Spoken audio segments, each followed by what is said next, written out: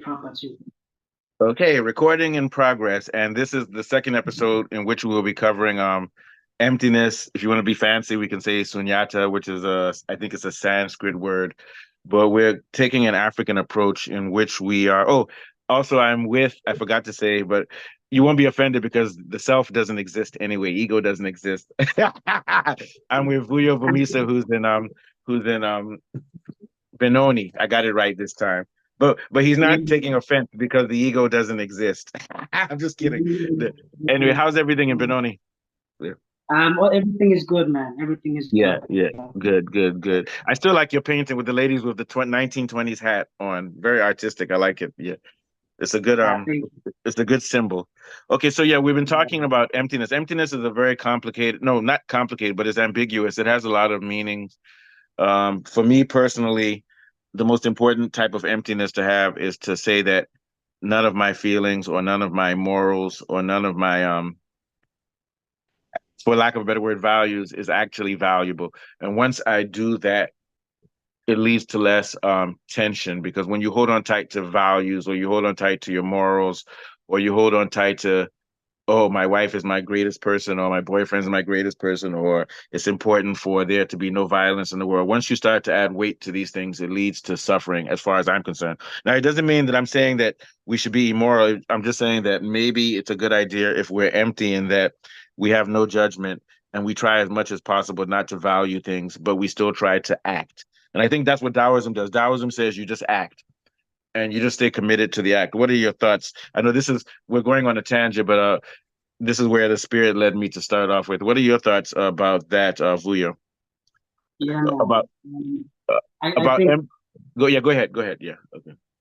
to even add more to your statement, I actually agree because it leads back to what we're talking about again about Yeah. you being detached, from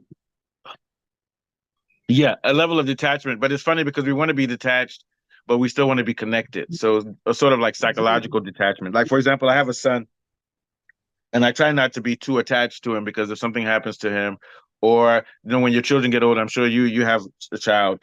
As they get older, they no longer spend time with now. you. They want to hang out with their friends, and that can be painful. But once you realize that, uh, particularly they're the same consciousness as you anyway, so they're not rejecting you. They're just following their own path, and we have to allow our Exactly. children to follow our path. And also, if something happens to our children, like my dad is 80, something might happen to him is part of life, but ultimately it's an illusion to think there's any separation between my dad and me and even you because it's the soul. The soul never dies. Yeah, sorry. I went on a tangent, but that's where we're going today. So what are your thoughts? I'll let you continue your train of thought. Yeah. Yeah, I agree again, Yeah.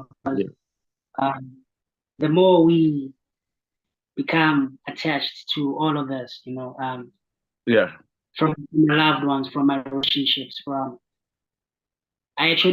it's also a bridge, I can actually even act out of alignment, out of self, man, and trying to accommodate, Oh this, yeah. and That sounds yeah, like so the cosmic. That sounds like you're reaching the cosmic level, and that's to me that's the ultimate love. So when you have love, it's not about detachment. It's about realizing Ubuntu or African cosmology, and then you realize it's exactly, one realm. And then when that happens, you you love yourself, you love your friends, you love your son. There's no difference of love for everything because it's actually one thing. It's self love. That's the way I look at it. Yeah. Go ahead. Yeah.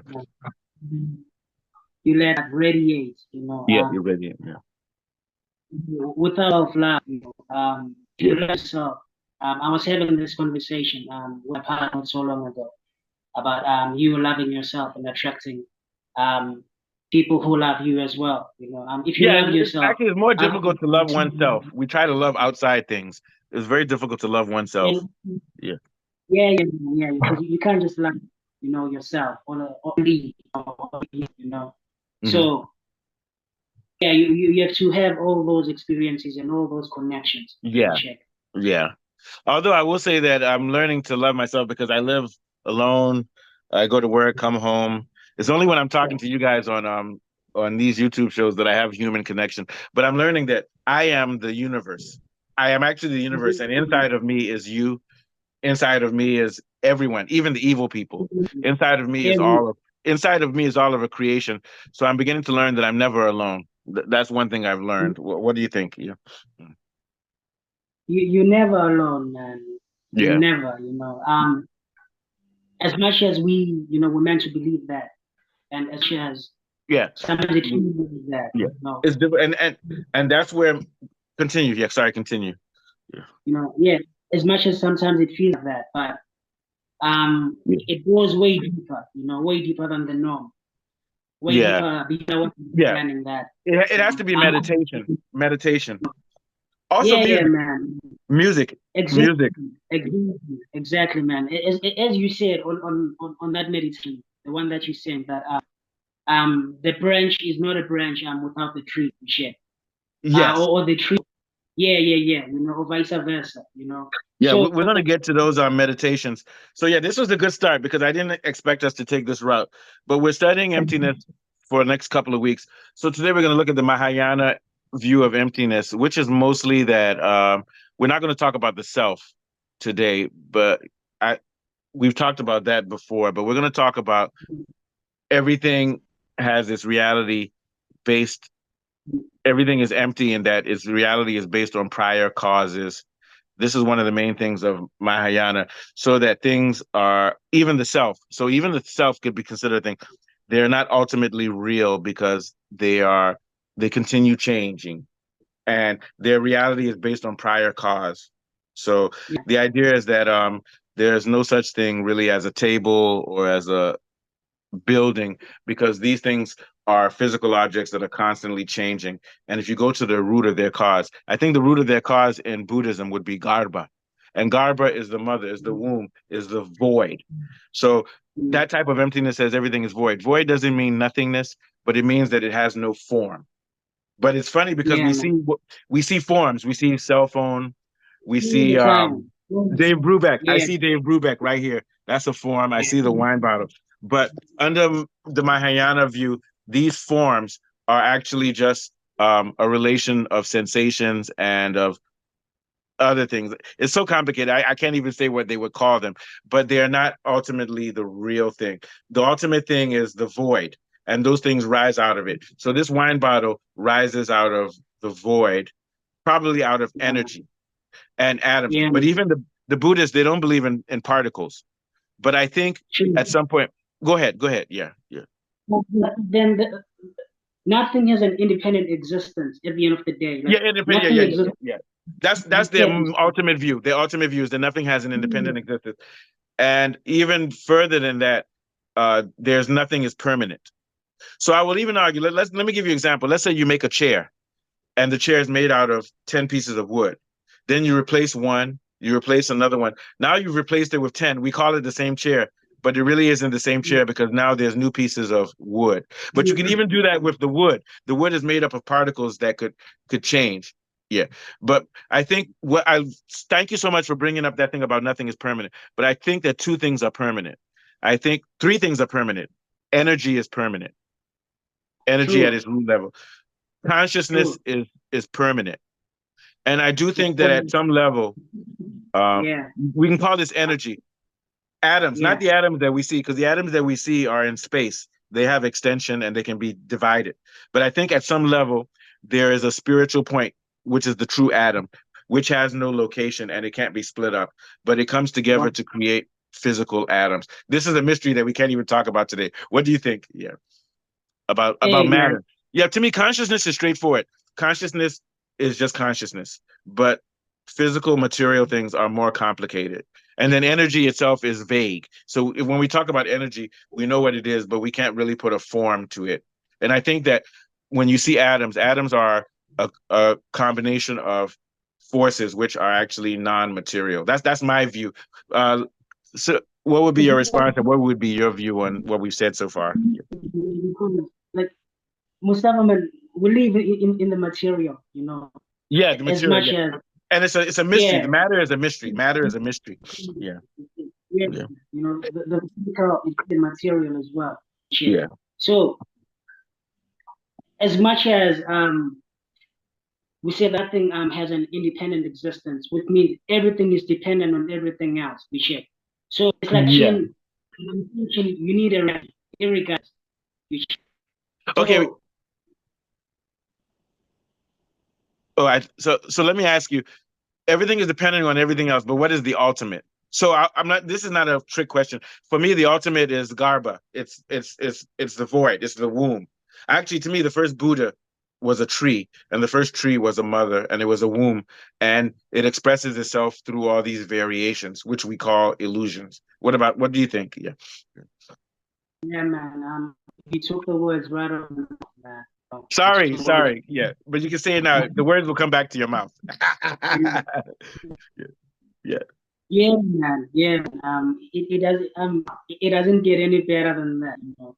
Because as you said, the first Buddha was a tree. We check. Yeah. Yeah. So And then Buddha, the guy we call Buddha, he sat under the tree and he found enlightenment. Yeah. Yeah. true that, man. And through what a continuous state of calmness, which is also very earned as well. You know, Yeah, the calmness. Yeah. um, Yeah. I think And it acts as a bridge as well. You know, for a deeper stand yeah, for and those are the things I think we find when we start meditating, things that we can't even put words to. You understand what I'm saying? But yeah. So let's go but back to what go ahead. Continue what you're gonna say, then I'm gonna go back to what you said about calmness. Yeah, yeah. yeah, but then as much as it's all happening, you know, you can feel the state that you are in, like irregardless, which is Yeah, um the feel it's state. Yeah. yeah, man. It's either you are in that calmness state, or you know, Yeah. in some bliss, you know, at some point, you know, but Yeah. then you do feel in a certain state that now you can no longer be attached to certain situations to I understand what you're saying. When you're in that state of calmness, see, I don't think there's such a thing as pure emptiness. there's not such thing as pure emptiness, because then if there's pure emptiness, there won't be a mind. But when we have a mind, but when we meditate, things become more quiet and our senses become withdrawn from the material world. Not 100%, but maybe 90%. And that's the state of trance or the state of calmness. And then calmness and peace is even better than trance, because trance still has vibrations and noise. But Exactly. the ultimate state of calmness is zero. But we're trying to approach zero. It's like calculus. You never reach zero, but you can get close. And I think that's what nirvana is reaching for, is that quietness. And that's when you're no longer detached. If you tell me, oh, I hate to say it, my son's gonna die from cancer tomorrow. If you tell me that, or you tell me I'm gonna die or whatever, I still reach a point in which it doesn't bother me anymore. But once that happens, I've become one with the cosmos and the void. And there's still movement, but there's less movement. The more movement, the more attachments there are, and the more you put your eyes into the material world and into your emotions, the more movement it is. The more movement, the more anxiety. So, and this is why I think meditation is important every day, because you start to reach that calmness. And even when you go out into the world, when you go to work, when you deal with your girlfriend or your boyfriend or whatever, that peace is still there. It's not 100%, but it's enough for, like the Bible says, the peace that passeth all understanding. Thank you very much. What are your thoughts? Yeah, yeah, That state of peace, you know, yeah, that state of you not being it's like you can see it coming, you know. yeah, Let me put it on negativity, on energy, basically. yeah. Also, you can see the negative coming too. When you're in peace, you can say, "Oh shit, this shit is coming, man." Yeah, So now, you know how to move, you know how to engage, you know, yeah. you acting as an alchemist in a way, you check, because To me, now this that's thing sort of doesn't. like alchemy. You know how to navigate. You know how to navigate it. Yeah, yeah. Yeah, man, beautiful, beautiful. No. Oh, we reached some good conclusions. So our show, we're not gonna go too much longer. It's like 6 in the morning here, but let's go to the meditations that we came up with. So I'm gonna have you read yours first. Your meditation on emptiness for this week. Yeah. Okay. Um, Second meditation. Yeah, yeah. There's a lot of bits and pieces we check. So Oh yeah, well, we're gonna again, like analyze it for about 10 minutes, 5 or 10 minutes. We'll analyze it after you're done. And you can present it any way you want to, in pieces or as a whole, and then talk about it. Yeah. okay. So I'll start with so the emptiness, right? Emptiness. A continuous state of calmness, we check, of stillness, and the most profound teaching, because you become less attached to the ever-changing and unsatisfactory world. It frees you from unsatisfactoriness, the cravings, the addictions, attachments, clingings. It teaches you to let go. It's the fruit of enlightenment, we check. Infinite potentiality, conscious, mind, the self. I'm aware, the idea of self, meaning the sensations and the conscious mind, all the things that Yeah. we often put to. Yes. Very good. And you mentioned the self, and I really believe what you said. The self is an invention of Garba or Mom. I'll just call it Maya. Yeah, Maya man. creates Maya creates the self and different selves. It's real. Self is not false, but it's an imagination creation. So I am Mustafa Janadu. I grew up in Nigeria. I had certain pains that are different from the ones you have. Those are just different experiences of the same mother, but split. And this goes back to the fragmented schizophrenic way of the mother. The mother because the mother creates, and she creates many voices, many images, many selves, and selves are creations. So would you like to expound on that a little bit more about the self as a creation? Yeah. And then we can talk about Yeah, infinite possibilities. Yeah. because we are creating beings, we are manifesting all the time, we check. Yeah, yeah, yeah. But it also comes So with pain and joy. Part of creation is pain. true, Yeah. true that, man. True Yeah. that, man. Yeah. States, we check. But I personally, Yeah. Okay, good. So yeah, just pick up where you left off or wherever you're thinking. We were talking about creation of self and all those things and the mother and all that. Yeah. yeah, man. I was adding on, as I said, that we're manifesting beings, and we manifest all the time. Yeah. And And so then, the mother manifests. She manifests. Yeah. Mhm. so I like some of the other things. You talked on the subject of pain again, right? And then I wanted to add more on that. That Okay.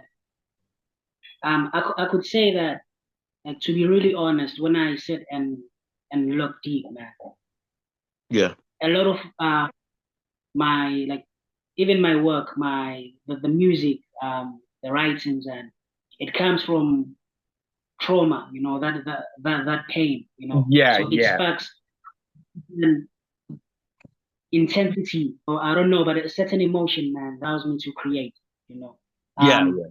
yes, I do write, I do create when I'm in a good space, or I wouldn't take that away. But some of my most intense stuff, some of my most, like, beautiful work that I'm, like, I could say that I'm extremely proud of. It comes from me going deep within and reaching through pain, and Yeah, stripping those parts, Yeah, yeah. And that takes patience. That's what art is.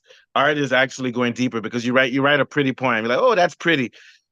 yeah, Most likely, most poems that we write that are pretty, they haven't gone deeper into the pain or into whatever the trauma or the anxiety. Once you go deep into it, you actually reach a point of almost like emptiness. It's almost like being in an ocean where there's no noise and yeah, man, there's sea yeah, creatures man, and there's yourself. And when you reach that level, that's the level of quiet. So I think Buddhism is an approach towards quietness, and quietness is what we call nirvana. And but at some point, yeah, man, you can contemplate things that disturbed you, and then you don't feel bothered anymore, and they're neutral. And to me, that's a high level of meditation. To me, that's the type of nirvana that I think exists. But it doesn't exist for a long time because we have to come back into the world because we are bodhisivata. We have to struggle in the world until everybody becomes enlightened. And when everybody becomes enlightened, there'll be no war or suffering. What are your thoughts? Yeah, yeah, man. I love that you said that, yeah, yeah. which So means yeah. that way, you're able to lead, you're able to And teach, you're also, the able to deeper you share. go into, like when you have your first piece of work, like if you have a song or a melody or an artwork, you're still at the surface. Now you have to go deeper and explore the pain and face it. And then that's when you start to edit and make the work better, is when you now explore it and go deeper. That's what I think. So thank you for that. Any last words on that before I do my meditation? Yeah. I guess it's a matter of you, knowing how to channel it and cultivate Yeah. it and using it, man, in in a positive sense rather than in a destructive sense, Yeah, Just yeah, like yeah. what we see. We should. Yeah. And sometimes you can have creative destruction where you break yourself down. Like for sometimes, maybe I'll say, "Oh, this person thinks I'm stupid." I'll say, Yeah, "Okay, but what I'll say is, I'm right. They're right. I am stupid. mm, Okay, I'm stupid. So what? Once I so say what? that, I've broken myself down. So what's next? The only thing that's next is Yeah, emptiness. Then after emptiness, what's next? Tomorrow I go to work. Tomorrow I keep planning, take care of my family, but it doesn't really. cycle once it, Ultimately, it doesn't matter. All that matters is yeah, man, all that matters is that the cycle continues, and that I yeah, man, stay as and detached you as breathe. possible. Yeah. So let me go to my meditation. It's a little bit wordy, but so it's without mind there is no color. Without light there is no light or color. Light is conscious energy, as is all matter, as is all form. All minds are the one mind. All minds are seers who identify the light of the sun. So that's the first part. So to me, um, reality is made up of the mind and consciousness, and the light of the sun is actually, once again, Garba or mom or the tree or even the sun. These are, it's energy. And that's the ultimate reality, is energy. The mind, it might be a secondary form of reality, but ultimately everything is consciousness and energy. And that's one of the things that as a human being I try to focus on, just like the sun. Okay, so then we're going to go on. Light is a wave, the radiation of energy in the space that mother has created through her own motion. So when you look at light, light is actually not a particle. It's actually a transmission of energy, but it functions like a wave. It's a radiation. To me, that's the energy of consciousness.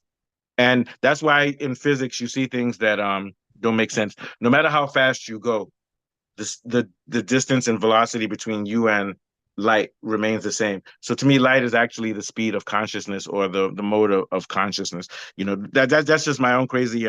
What do you think? What do you think about that? Yeah. It's really, really Yeah. beautiful. Yeah. And when you wrote that, I felt it, man. I Yeah. don't wanna Yeah, lie. because a wave, the funny thing about a wave is that it's not a thing. So if I do like this, then you do like this. It's a wave, but it's not one thing. It's actually the transmission of energy, or it's a continual activity. Whereas a particle stays in one place, but a wave is actually abstract. You know, doing like this, unless you look at the motion. But if I tag you and you tag someone else, it's actually something that you can't identify it in one place. Yeah, yeah. So then the last part that I have is let's see. Okay. Also, this is a very good show. I'm enjoying this. Okay, so everything collapses, everything rises and expands. There is no emptiness. The world is formless. All value is necessary. All branches are teased. So let me start off with everything collapses. Because one thing about Buddhism is that you want to get to the point where everything stops and ceases. I don't think that's possible, because there will always be motion as long as there's a seer. Even if the seer doesn't move, the seer has thoughts. That's motion. But the idea is that ideally, once you get to the point of nirvana, there's no motion, or there's less motion, and that's when everything is peaceful and calm. So it's sort of like a paradox. And then so I said also that there is no emptiness. So that's going to the point where there's no such thing as a true void. So to me, emptiness is like what you said, the dependence on all secondary beings on the mother.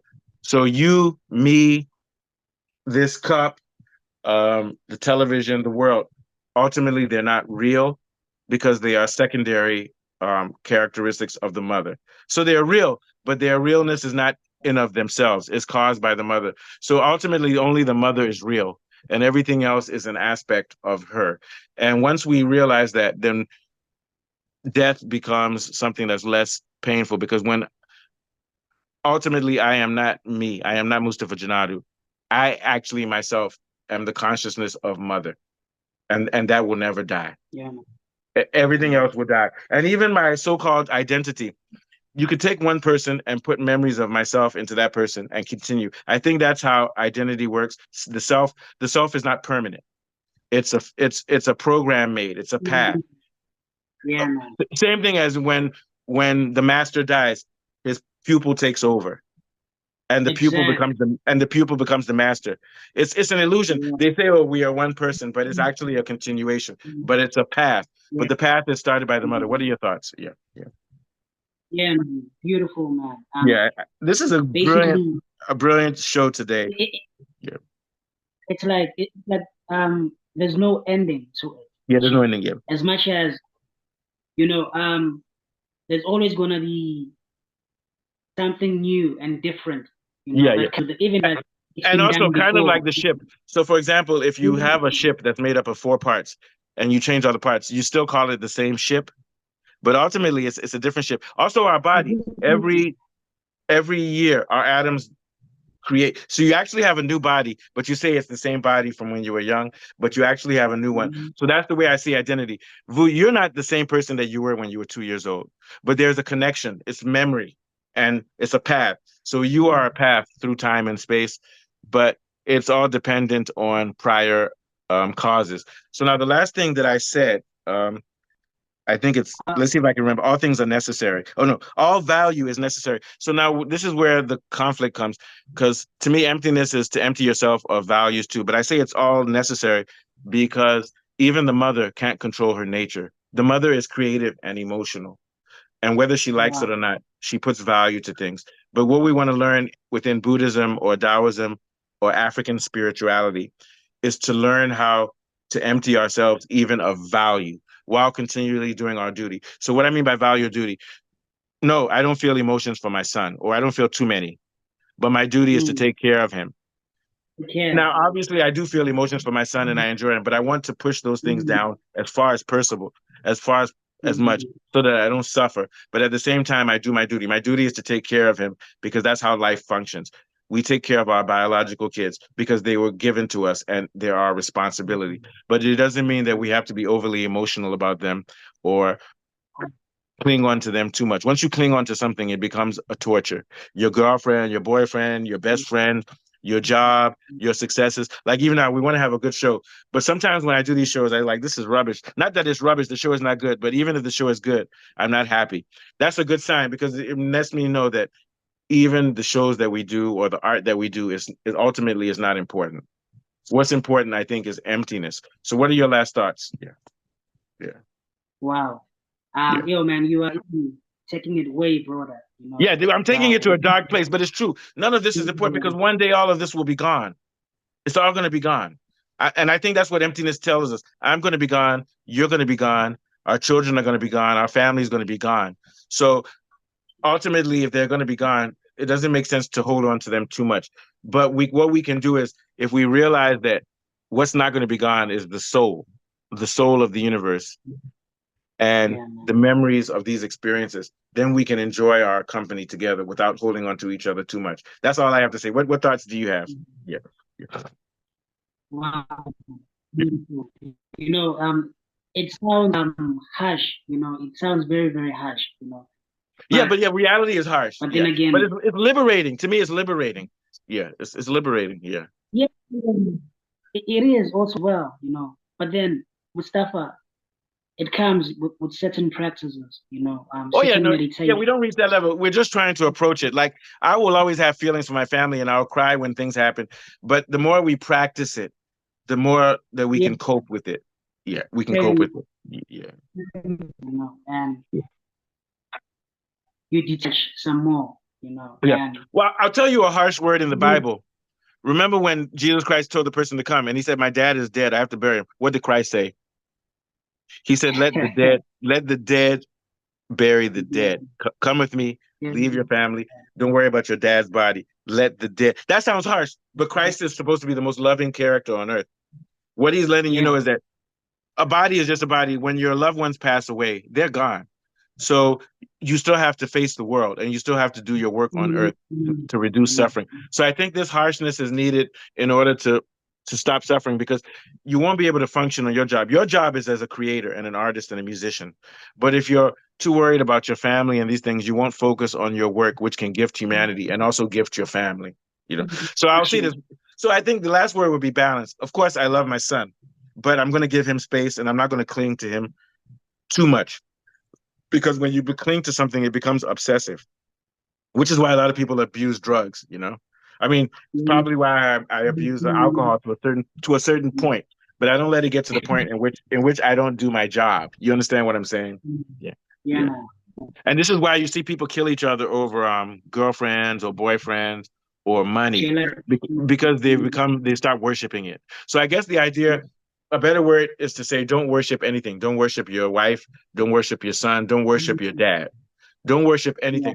If anything, don't even worship nirvana. But if anything, you can worship the path, and the path itself is balance, and trying to find a balance between emptiness and value. Once again, that's all I have to say. What are your last words? Very good show. Nobody knew that this is what we're going to talk about today. Yeah. No, beautiful, beautiful, beautiful. Man. Yeah. Actually, I'm learning a lot from you now. Well, I'm learning from you too. We're learning from the process. That's the way I look at it. Yeah. You basically stretched it, way. Yeah, and we're gonna go deeper. We haven't even gone to the mysteries yet. The mysteries will come in several years. I was gonna say several weeks, but several years. Yeah. Okay. Okay. So, do you have any last thoughts on emptiness and Buddhism, or anything you want to say to people watching us all over the world? Yeah. Yeah. It's that SUNYATA, you know, states that all things in the world are empty, you know, but we can never be really empty, you know. We feel so many things, man. Yeah. All the time. Yeah. All the time, you know. But now it's up to you, man, how one can become less attached, you know, to the ever changing and the unsatisfactoriness that's happening in the world. Yeah. You know? I think it's meditation and mindfulness. Yeah. Yeah, man. It teaches you to learn and respond to reality, you know. And be more flexible and be more aware, be more aware, you know, and act, man, in a more kind and efficient way, you know. Yeah, patience and kindness. Patience and kindness are very important. Yeah. Yeah, man. You know, as much as you are aware, and that's Thank you very much. To it. So much love for you, bro. Out of everybody that I work with, you have what I would call the biggest heart. You have one of the most deepest amounts of love that I've seen out of people that I've known. So we want to say thank you and bless you. And in a couple of weeks, we'll do a show where you can play a sutra on your guitar. I'm serious. I'm not joking. Yeah, thank you. Okay. I'd love to. One love, sir. So go ahead. Did you have a last thing to? Yeah. There's I was speaking with my my mentor Eugene Skill, you know. Oh yeah, Steve, very beautiful person. So we're talking about I asked him about the subject emptiness and so on. So he has a friend, it's a she, Geraldine Welch, who happens to be a visual artist, you know. So she's also started Buddhism way back in the 80s, you know. Okay. So I'm gonna be getting her contacts maybe sometime today or tomorrow, and then I would love maybe if we can also put on our show, man. Oh yes, you know, let her come. This is what we are. We're a community, the Quantum Net, and I would be interested. So I'm hoping that she says yes. You haven't talked to her yet? Me too, man. So I was having that conversation today, and then I was like, okay, I'll pass you on the contacts, and then she's the one who really and she can give us some knowledge and help us with it, because we're beginners. We did our study and we read that paper on emptiness. I didn't even read the whole thing because it was 3 in the morning when I woke up, because you guys are on 6 hours behind. I just read parts of it. We freestyle today, but we need more discipline. All of us. Yeah, we are. So yeah. And also eventually maybe Baba Skeef. I'm going to call him Baba Skeef. Baba Skeef has to come on our show. He has to. Definitely. He has to. Definitely. I'll make sure that I make that happen. Trust. Trust. Yeah. And then man.